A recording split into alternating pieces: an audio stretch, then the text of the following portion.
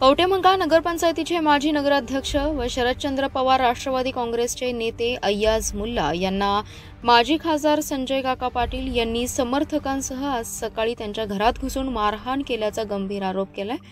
घडलेल्या या घटनेनंतर तासगाव कवटेमंकाळ मतदारसंघासह जिल्ह्यात मोठी खळबळ उडाली आहे। माजी खासदार संजय काका पाटील आणि त्यांच्या समर्थकांवर तातडीने कारवाई करण्याच्या मागणीसाठी आमदार सुमनताई पाटील आणि युवा नेते रोहित पाटील यांनी कार्यकर्त्यांसह कवटेमंकाळ पोलीस ठाण्यासमोर ठिय्या आंदोलन सुरू केले। संबंधितांना आणल्याशिवाय पोलीस स्टेशन समोरून उठणार नाही असा इशारा युवा नेते रोहित पाटील यांनी दिलाय।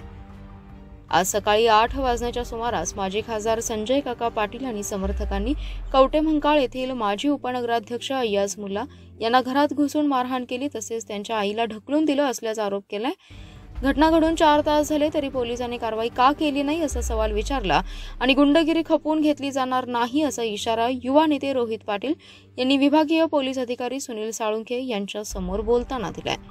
कवटेमंकाळ पोलीस ठाण्यासमोर आमदार सुमनताई पाटील, युवा नेते रोहित पाटील, माजी उपनगराध्यक्ष अय्याज मुल्ला, हयूम सावनूरकर, महेश पवार, महेश पाटील, शंतनू सगरे, मुस्लिम समाजचे प्रमुख झहिरुद्दीन सावनूरकर, ज्येष्ठ नेते विश्वास पाटील, राष्ट्रवादीचे तालुका अध्यक्ष संजय पाटील, कार्याध्यक्ष गणेश पाटील, नगरसेवक राहुल जगताप, रवी माने यांच्यासह सुमारे 50 भर कार्यकर्ते मंडळींनी पोलीस ठाण्यासमोर ठिय्या मारलाय।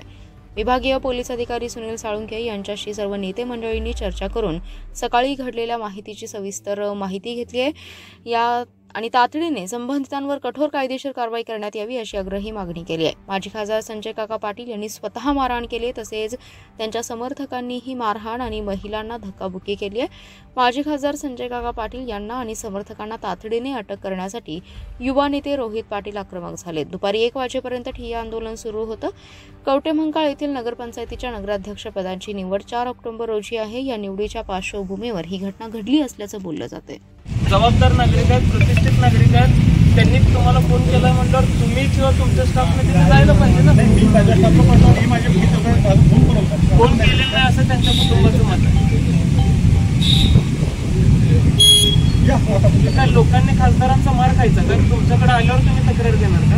नाही, कारवाई करून टाकू। जशी तक्रार असेल तशी कारवाई करू, काय अडचण नाही। म्हणजे रात्री तुमचा फोन आला तर मी स्टाफ पाठवणार साहेब। रात्री तिथं स्टाफ रात्रीपासून ते प्रयत्न चालू आहे। सकाळी त्यांनी हे केलं पाहिजे साहेब। तुमचा फोन आला तर मी पाठवणार स्टाफ, माझा पाठला नव्हता असं काय नव्हतं। स्टॉप गेलेलंच नाही आमच्याकडे, पाठवू आता नाही रात्रीच नाही, सकाळी मारहाण झाल्यानंतर म्हणतो सकाळी इथं मला वाटतं 8:30 फोन आला ना। नाही सर, मी पाहुण्याचा फोन करतो। तुम्ही पाठवलं म्हणताना गेली कुठे? वहिनीच्या बरोबर आले। नाही, 2 तक्रार यायला लागले।